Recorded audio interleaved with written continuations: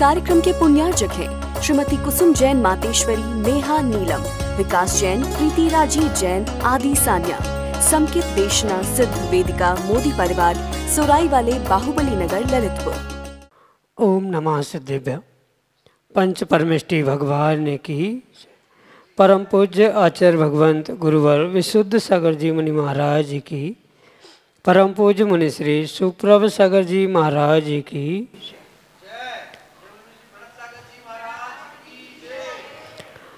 समीचीन विकल्पों का सम्यक समाधान, जिसके माध्यम से हम अपने मन में उठने वाले उन अनेकानेक समीचीन विकल्पों का सम्यक समाधान परम पूज्य मुनिश्री के मुखारविंद से प्रतिदिन प्राप्त कर रहे हैं। देश के विभिन्न प्रांतों से अनेकानेक समीचीन विकल्प हमें यहाँ प्रतिदिन प्राप्त हो रहे हैं और परम पूज्य मुनिश्री उनका आगमुक्त विधि से हम सबको सम्यक समाधान प्रदान कर रहे हैं। प्रारंभ करते हैं आज का सम्यक समाधान। और आज का पहला विकल्प जयपुर राजस्थान से नेमीचंद छावड़ा परम पूज्य मुनिश्री के चरणों में बारंबार नमोस्तु निवेदित करते हुए अपना समीचीन विकल्प रख रहे हैं कि महाराज जी, पंचम काल में अच्छे चारित्र पद पर चलना ही लोगों के लिए श्रेष्ठ धर्म है। जो लोग अच्छे आचार विचार और सदाचार आदि गुणों को जीवन में धारण करने वाले हैं, उनके लिए स्वर्ग के दरवाजे खुल जाते हैं। और जो लोग उत्कृष्ट रत्नत्रय के मार्ग को अपनाते हैं, उनके लिए अनादि कर्मों के बंध छूट जाते हैं और वे उनके लिए मोक्ष के द्वार अवश्य खुल जाते हैं। ये सदुपदेश आप जैसे महान साधु अनादि से देते आ रहे हैं। तो समीचीन प्रश्न यह है कि इस निकृष्ट काल में एक उत्तम धर्म को धारण करने वाले बहुत कम जीव दिखते हैं। अच्छे जीवों का अभाव होता जा रहा है। ऐसा क्यों हो रहा है एवं धार्मिक शिथिलता क्यों बढ़ रही है? हमारे समीचीन विकल्प का सम्यक समाधान करने की अनुकंपा करें। नमोस्तु महाराज जी, नमोस्तु। ओम नमः सिद्धम। परम पूज्य आचार्य भगवान गुरुवर विशुद्ध सागर जी महाराज की।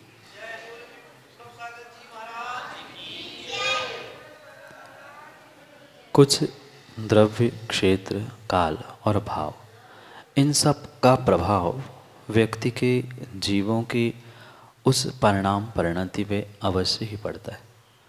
और उसी के कारण से जो यह वर्तमान में इस काल में धर्मात्माओं की या अच्छे जीवों की जो संख्या कम दिखाई दे रही है, वह मात्र और मात्र उस किसी काल के या इस खोटे पंचम काल का ही कुछ प्रभाव है, जिसके कारण से अच्छे लोगों की या धर्मात्मा जीवों की संख्या कम होते हुए या घटते हुए ही दिखाई दे रही है।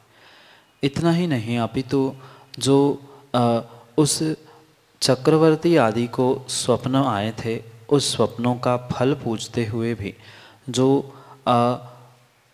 भगवान के वाणी में उस प्रश्नों के यानी स्वप्नों के फल में जो व्याख्यान प्राप्त हुआ था, वहाँ उन सपनों के निमित्त से भी आचार्य भगवान ने स्पष्ट कहा था कि ये आने वाले खोटे पंचम काल में, हुंडावसर्पणी पंचम काल में परिपूर्ण रूप से जीवों की परिणति बिल्कुल ऐसी ही रहेगी।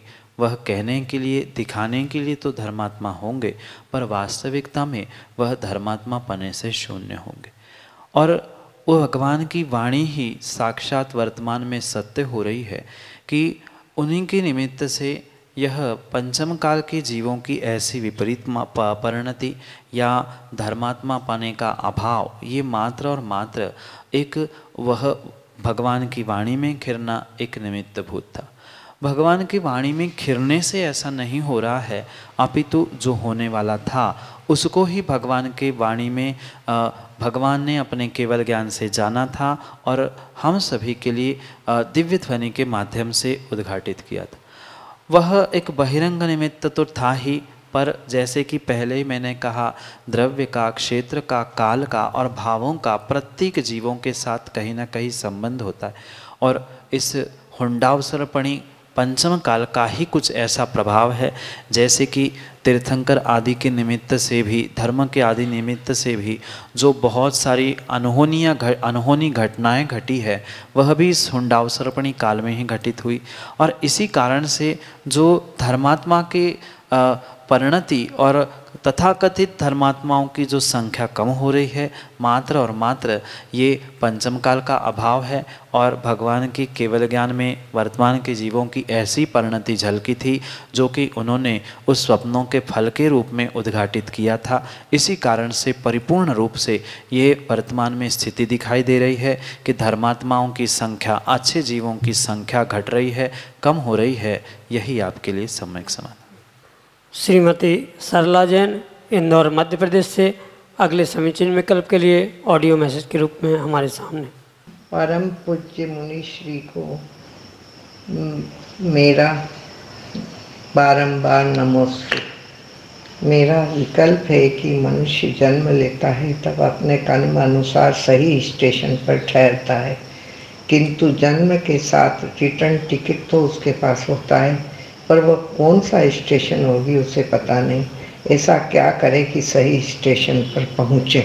भले ही ट्रेन, बस आदि के यात्रा में व्यक्ति टिकट रिजर्वेशन लेकर ही चढ़ता है उतरने के लिए, पर मनुष्य पर्याय को प्राप्त करते समय उसके पास जाना यानी पहुंचना ये निश्चित है, उतरना भी निश्चित है इस पर्याय से, पर कहाँ उतरना है उसका रिजर्वेशन वह जन्म के साथ नहीं, अपितु उस अपने पर्याय के उन अवस्थाओं में, यानी जो आयु के 8 बंध अपकर्षण काल आते हैं, उस आयु के 8 बंध अपकर्षण कालों में ही वह अपने अगले उस स्थान पर पहुंचने के उस काल के लिए या उस स्थान पर यानी अगली पर्याय में पहुंचने के लिए वहाँ पर वह रिजर्वेशन के लिए प्रवृत्त होता है, अगले आयु का बंध करता है।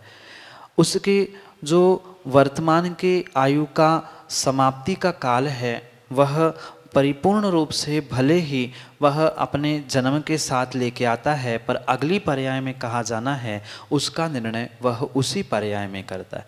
और जो उतरने के लिए जो रिजर्वेशन यानी इस आयु के जो काल या निषेक या समय वो लेके आया है, उसका भले ही उसे ज्ञान नहीं है, पर वह जीवन में परिपूर्ण रूप से धर्म, पुण्य क्रियाएं आदि समीचीन कार्यों का अगर वह पुरुषार्थ करता है तो नियम से उसका स्टेशन नियम से अच्छा ही हो सकता है और वह काल भी अच्छा हो सकता है। पर इसके लिए जीव को परिपूर्ण रूप से सम्यक साधना करने की आवश्यकता है, और जो सम्यक साधना करता है उत्कृष्ट बात तो यही है, अगर वह रत्नत्रय को धारण करके कल्याण के मार्ग पर निकल पड़े तो सर्वोत्कृष्ट स्थान उसे प्राप्त हो सकता है, सर्वोत्कृष्ट स्टेशन पर वह उतर सकता है। पर अगर वह उस उत्कृष्ट कार्य यानी मुनि बनने, रत्नत्रय धारण करने की शक्ति नहीं रखता है तो कम से कम सदगृहस्थ बन के अणुव्रती आदि बनकर 12 व्रतों को ग्रहण करके भी वह अपने जीवन के उस अंतिम स्टेशन को समाधि मरण के संलेखना के साथ अगर समाप्त करता है, पूर्ण करता है, तो नियम से उसको अगली पर्याय का स्टेशन और अगली पर्याय की यात्रा उसकी सहज रूप से सुखद हो सकती है। इसलिए जीव को अगर उस उतरते समय का जो स्टेशन है वह अच्छा चाहिए, अच्छे स्थान पर पहुंचने की उसकी इच्छा है और बीच के भी सभी स्टेशन अच्छे देखना चाहता है, तो नियम से उसे जीवन भर बचपन से लेकर 55 तक और 55 से लेकर 80 मृत्यु तक उसे धर्म में जीवन को बनाने की आवश्यकता है। जिस अवस्था में जिस प्रकार के धर्म की क्रिया, पुण्य की क्रिया आचार्य भगवंतों ने बताई है, किशोर अवस्था में, युवा अवस्था में, प्रौढ़, वृद्ध, सभी अवस्था विशेषों के निमित्त से अगर उन धार्मिक क्रियाओं को, धर्म को, षडावश्यक 8 मूलगुण आदि का वह पालन करता रहेगा, कहीं ना कहीं कुछ अंशों में उनको परिणति धर्मों में बनी रहेगी, कुछ नहीं हो तो कम से कम सम्यक दर्शन को भी धारण कर लेगा, तो नियम से कहीं ना कहीं वो अच्छे ही स्थान पर उतरेगा, कहीं ना कहीं अच्छे ही स्टेशन को वह प्राप्त करेगा।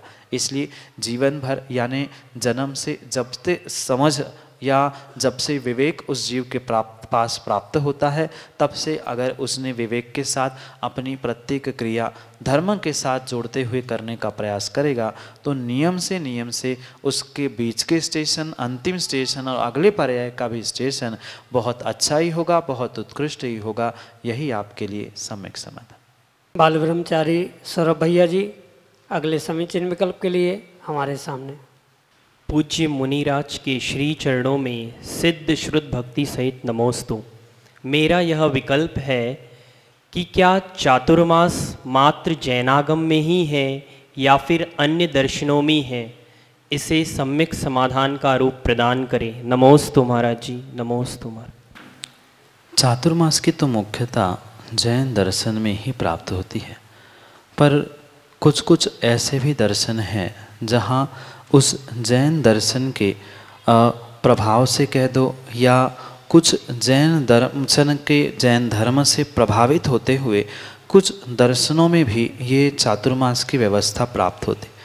पर जिस उद्देश्य से, यानी अहिंसा के उद्देश्य को लेकर जो चातुर्मास की व्यवस्था बनाई गई है, वह परिपूर्ण रूप से उसका मूल अगर हम खोजेंगे तो वह मात्र और मात्र जैन धर्म और जैन दर्शन में ही मिलता है। क्योंकि जितनी सूक्ष्मता से अहिंसा का वर्णन हमारे इस जैन दर्शन में, जैन धर्म में मिलता है, उतना अहिंसा का वर्णन अन्य कहीं भी प्राप्त नहीं होता। पर फिर भी कुछ दर्शन वर्तमान में भी है और कुछ दर्शन भूत में होके चले गए, जिन्होंने उस चातुर्मास का व्याख्यान या जैन दर्शन से प्रभावित होते हुए उस चातुर्मास की भूमिका आदि का व्याख्यान अवश्य किया है। पर जिस प्रकार से और जिस उद्देश्य से चातुर्मास हमारे दिगंबर मुनिराज आदि के लिए बताया गया है, वैसा उनका व्याख्यान नहीं है। पर वे भी कुछ अंशों में मानते हैं 4 महीने जीवों की बहुत उत्पत्ति होती है, उस कारण से वे एक स्थान पे रहते हैं आदि कुछ कुछ अंशों में उन्होंने चातुर्मास को तो स्वीकार किया है, पर उनका जो भी कथन है अनेकांत के अभाव में होने के कारण से वह एकांत को ही ग्रहण करते हुए उस सर्वांगीण रूप से चातुर्मास को ग्रहण नहीं करते। बहुत सारे ऐसे दर्शन हैं जिन्होंने जैन दर्शन से ही प्रभावित होते हुए अपने कुछ कुछ सिद्धांतों को ग्रहण किया, पर उन सिद्धांतों को मात्र एकांत से या एक ही पक्ष से समझकर ग्रहण करने के कारण से वह उस जैन दर्शन के सिद्धांतों तक नहीं पहुंच पाए या जैन दर्शन के उन बातों तक, चातुर्मास तक नहीं पहुंच पाए। पर जो मुख्यतः चातुर्मास की प्राप्त होती है वह दिगंबर श्वेतांबर रूप जो हमारे संप्रदाय भाई है उन जैन दर्शन में की ही मुख्यता से प्राप्त होते हैं। अन्य दर्शन जैसे बौद्धों के यहाँ भी उन भिक्षु आदियों का चातुर्मास आदि होता है, पर उनका उद्देश्य, उनका अभिप्राय, उनकी सब क्रियाएं परिपूर्ण रूप से उनसे ही बनी हुई है। भले ही वह दर्शन मुख्यता से करते हुए महावीर स्वामी के काल समकालीन ही वह उनसे ही प्रभावित होते हुए उन्होंने दर्शन को बनाया, इसलिए कुछ अंशों में उनके यहाँ भी चातुर्मास होता है, वे उनके भिक्षु भी चातुर्मास करते हैं। पर वर्तमान में बहुत सारे स्थानों पर जो अन्य दर्शन जैन दर्शन से प्रभावित है या जो और भी बौद्ध के अलावा भी जो चातुर्मास आदि करते हैं, वह उनका वह स्वरूप नहीं बचा जो कि उनके पूर्वाचार्य पूर्व भिक्षुओं ने जो व्यवस्था बनाई थी वैसा स्वरूप नहीं बचा।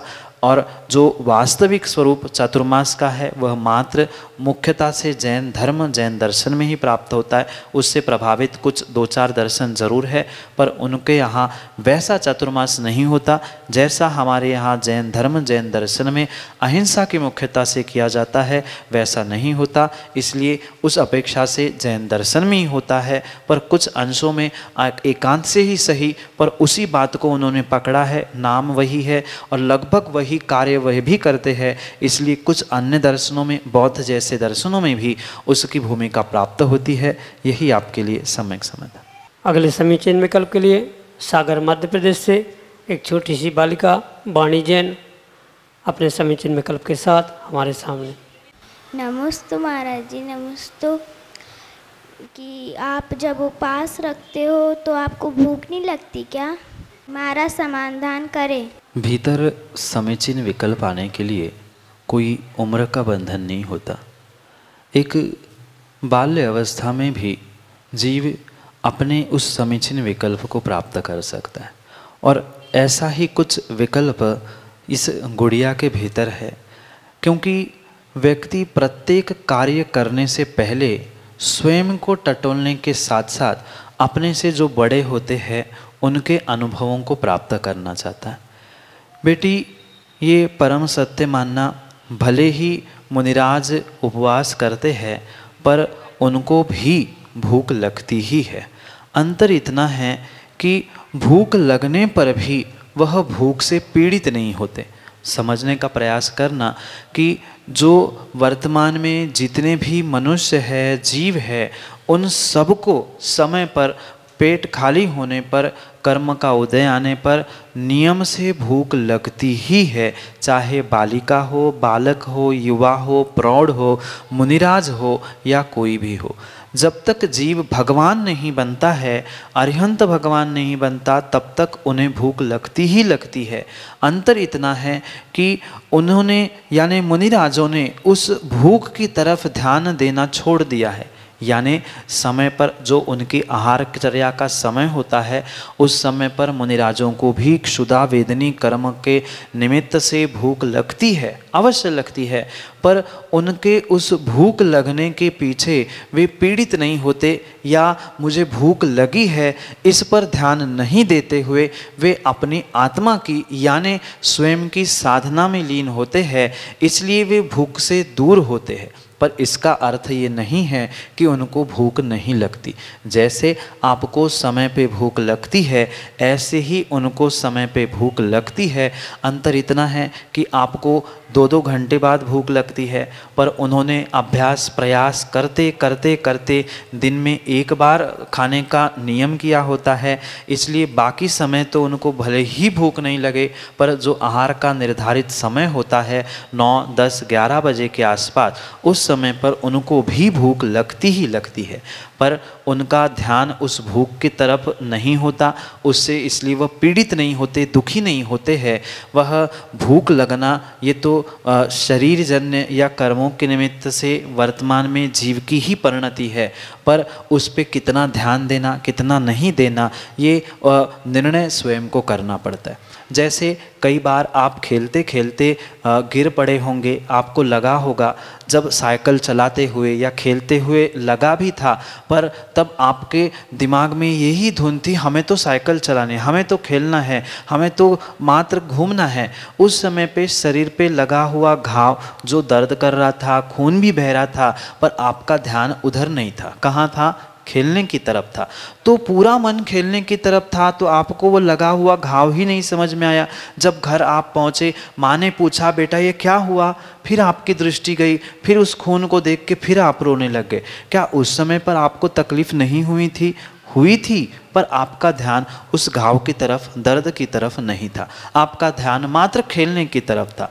बिल्कुल ऐसे ही मुनिराजों का आहार के समय भूख लगना स्वाभाविक है, सहज है, पर उस समय पर उनका ध्यान, जिस दिन वे उपवास आदि करते हैं, उस उपवास आदि के समय पे वे भगवान की भक्ति, माला जाप, सामायिक धर्म की जो भी क्रिया है उनमें लगे होने से उनका ध्यान उस भूख की तरफ नहीं होता, अन्य स्थानों पे होने के कारण से। जैसे खेलते समय आपका ध्यान खेलने में था, लगे हुए घाव की तरफ नहीं था, जबकि खून भी बह रहा था, दर्द भी था, फिर भी समझ में नहीं आ रहा था। ऐसे ही मुनिराज ने अपने ध्यान को अपने ध्यान की तरफ यानी अपनी आत्मा की तरफ, धर्म की क्रिया की तरफ किया होने से उनको भूख की पीड़ा नहीं होती, पर समय पर उनको भी भूख लगती है।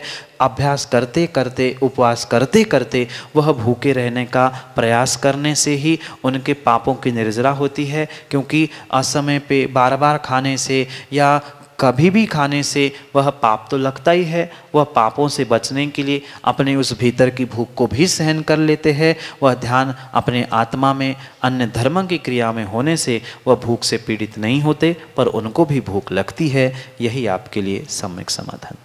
श्रीमती शिल्पा दिवाकर, सागर, मध्य प्रदेश से अगले समीचीन विकल्प के लिए हमारे सामने। गुरुद्वय के चरणों में बारंबार नमोस्तु नमोस्तु नमोस्तु गुरुवर। गुरुवर, मेरे मन में ये शंका है, आजकल बच्चे भी बोलते हैं और मुझे भी शंका है कि ये वास्तु वगैरह जो चलते हैं वो मानना चाहिए क्या? ये पहले भी चलते थे या फिर ये कुछ नया आया है? क्योंकि पहले तो मैंने कभी सुना नहीं है, अब कुछ दिन से ही सुनने में आ रहा है बार बार कि वास्तु के हिसाब से घर बनाना चाहिए, वास्तु के हिसाब से ऐसा करना चाहिए, किचन बनाना चाहिए वास्तु के हिसाब से। तो कृपया मेरी शंका का सम्यक समाधान कीजिए। नमस्ते गुरुवर।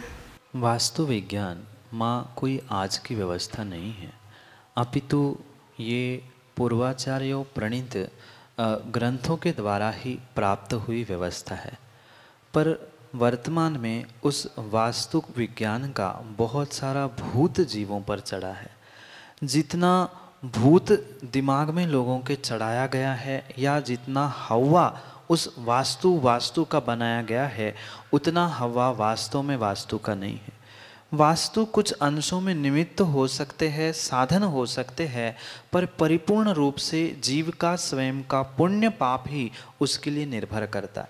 जो समूह रूप से परिवार का पुण्य पाप होता है, वह पुण्य पाप ही उसके वास्तु के लिए अनुकूल या प्रतिकूल आदि बन सकता है। पहले ज़माने में भी ये वास्तु आदि हुआ करते थे, पर तब उस घर परिवार में या उस मकान में रहने वाले जीवों को कभी उस वास्तु ने परेशान नहीं किया या उसका विपरीत फल नहीं दिया।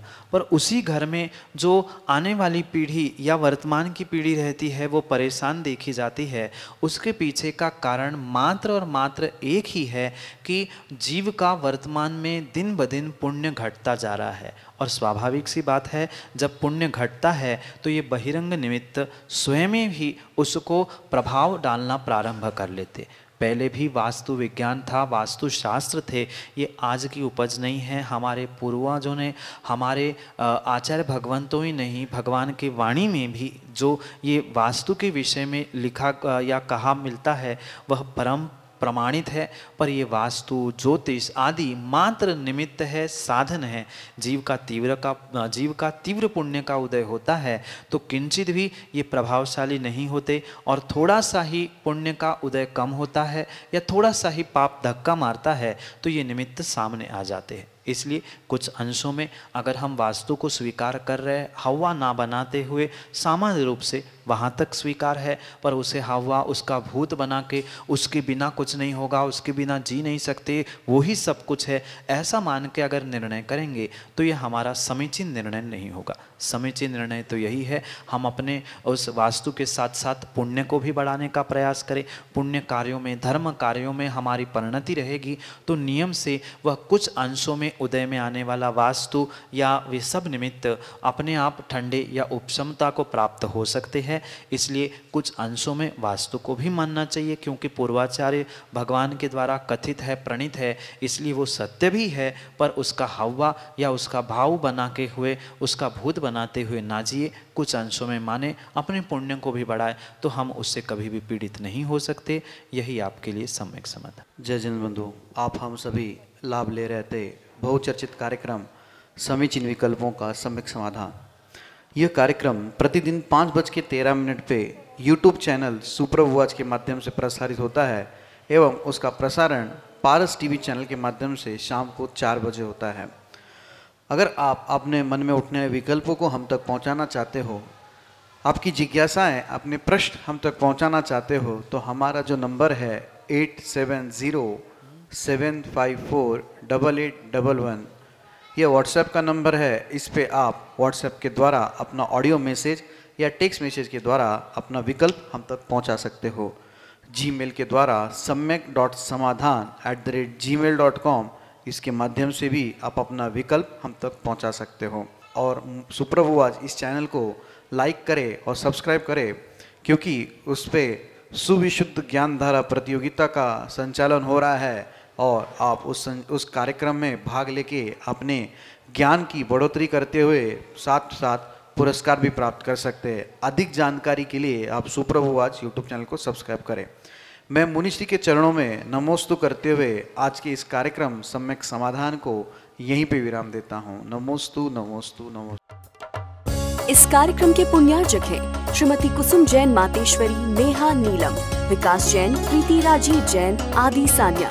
समकित देशना सिद्ध वेदिका मोदी परिवार, सोराई वाले बाहुबली नगर, ललितपुर।